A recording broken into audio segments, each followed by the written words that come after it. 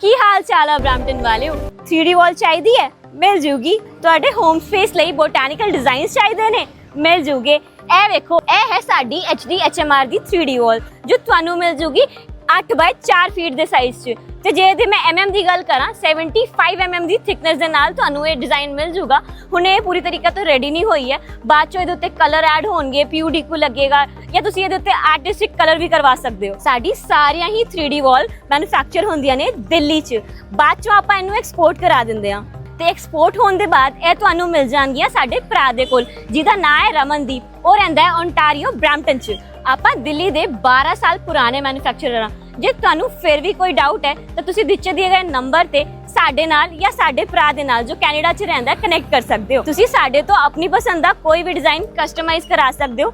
ਅਸੀਂ ਤੁਹਾਡੇ ਤੋਂ ਕੋਈ ਐਕਸਟਰਾ ਚਾਰजेस ਨਹੀਂ ਲੈਣ ਵਾਲੇ ਹਾਂ। ਔਰ ਡਿਟੇਲ ਜਾਣਨ ਲਈ ਆਪਣੇ ਫੇਵਰਿਟ ਡਿਜ਼ਾਈਨ ਦਾ ਸਕਰੀਨਸ਼ਾਟ ਲੈ ਕੇ ਸਾਨੂੰ DM ਕਰ ਦਿਓ।